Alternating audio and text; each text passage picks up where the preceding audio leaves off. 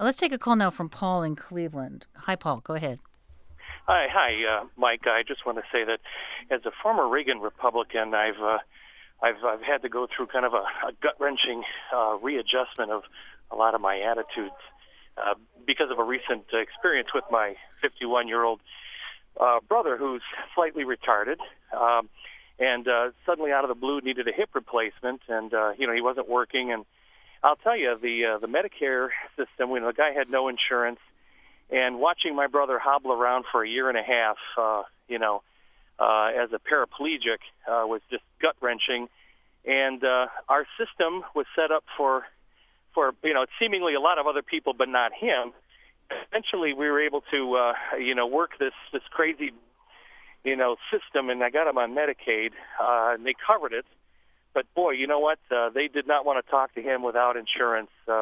And finally, when he got a Medicaid card after 3 attempts, and he fell through the cracks, he got the hip replacement. But it occurred to me that what would the cost be politically if instead of subsidizing tobacco farmers and all this other crap, if we could extend Medicaid to children and the people who can't afford insurance. I'll take your answer off the air.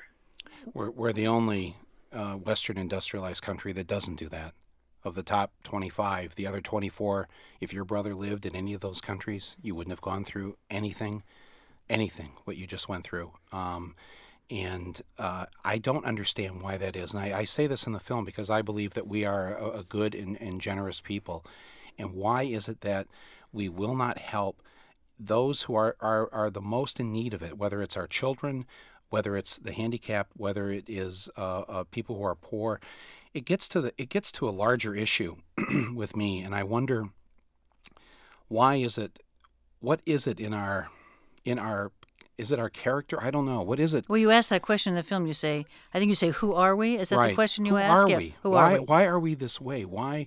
I ask in the scene where we see a woman who can't pay her hospital bill, and she's dumped on the curb by the hospital, still in her hospital gown with nothing on her feet, and I don't understand why we are especially cruel to those who are the have-nots. We punish people in this country for being poor.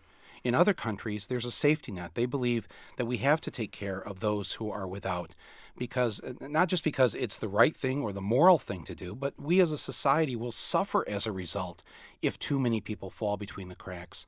And I think, like this man said, he's a former Reagan Republican. I think a lot of people who believe in the way that he believed have seen now that if we believe in ourselves as a Christian country, as a Judeo-Christian country, or any of the great faiths, the Muslim faith, Hindu, all the great faiths believe it is our responsibility to take care of those who are the least among us.